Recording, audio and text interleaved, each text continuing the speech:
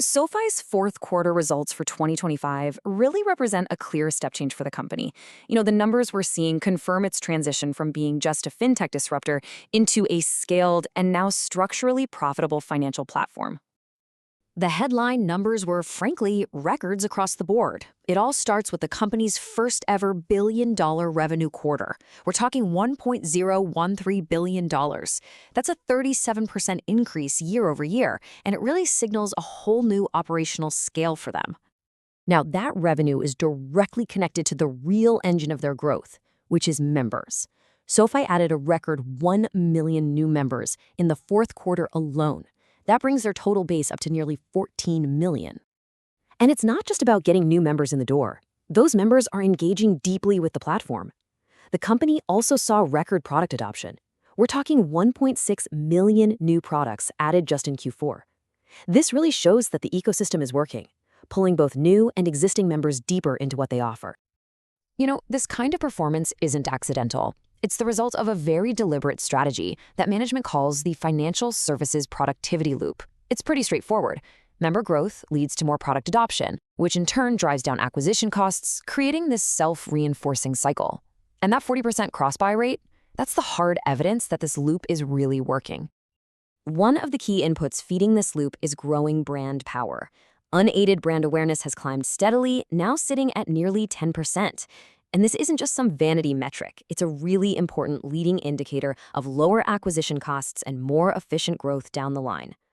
So this growth engine is also fundamentally changing the composition of the business. The story is really shifting from just the pace of growth to the quality of that growth.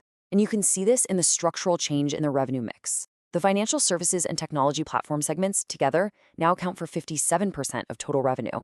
This really highlights their strategic shift toward more durable, capital-light fee revenue. That stream grew over 50% year over year and now makes up 44% of the total mix.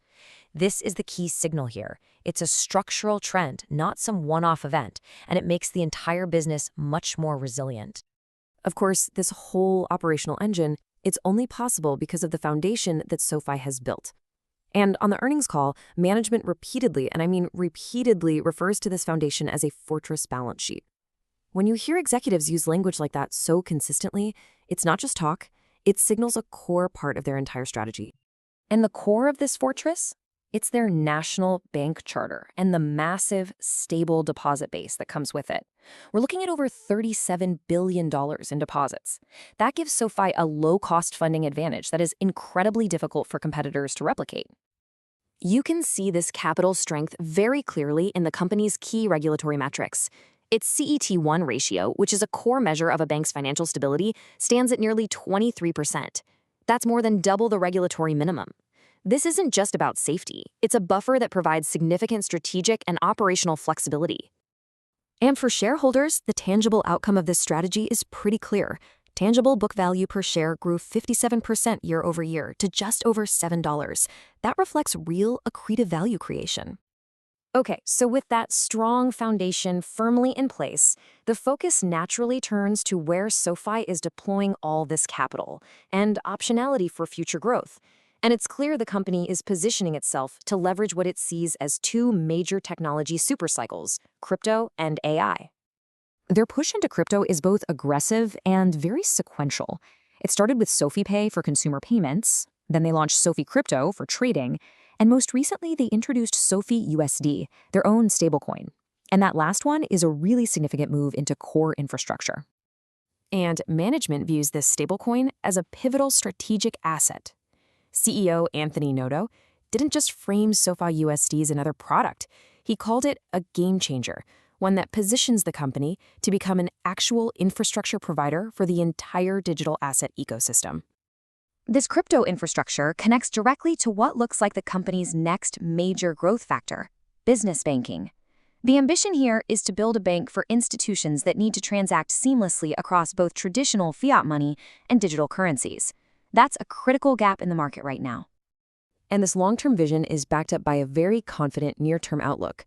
If you look at the guidance for fiscal year 2026, it projects continued 30% revenue growth, but also with significant margin expansion.